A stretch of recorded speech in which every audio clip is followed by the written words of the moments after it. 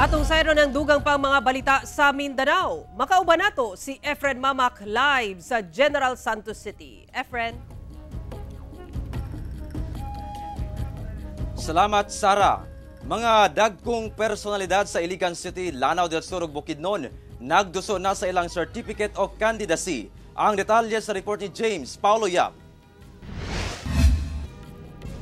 Sa unang adlaw pa lang sa filing of candidacy, miduso na sa ilang kandidatura sa pagkamayor o vice-mayor sa Iligan City.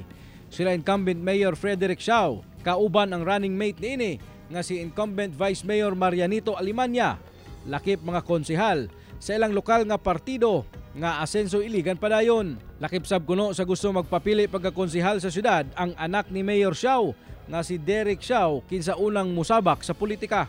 Samtang sa Marawi City, nagduso sa ilang kandidatura ang re-electionist sa pagkagobernador o vice-gobernador ang mag-amahang Mamintal Bombit Adyong ug Muhammad Khalid Adyong alang sa ikaduhang termino.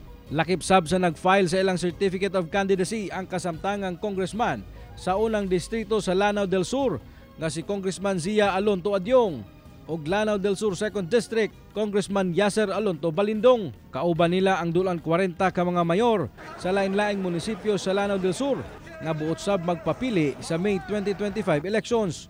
Ubos sa serbisyong inklusibo, Alyansang Progresibo o SIA Party ug Lakas CMD sa probinsya sa Bukidnon. Hingpit na sab nga nagduso sa iyang COC si incumbent Governor Rogelio O'Neil Roque alang sa ikaduhang termino. Kauban niya nga nag-file ang asawa niini kinsa kasamtangan nga congresswoman sa ikaupat nga distrito sa Bukidnon nga si Congresswoman Laar ni Roque. Silang duha ubo sa Partido Federal ng Pilipinas kinsa gipanguluhan ni President Ferdinand Bongbong Marcos Jr. Samtang mahimong kaatbang ni Roque pagkagobernador sa Bukidnon, si Valencia City Mayor Azucena Huervas kinsa mahumana ang tulo ka termino pagkamayor. Si Huervas nagduso sa iyang kandidatura isip gobernador karong adlaw. Ako si James Paulo Yap, One Mindanao.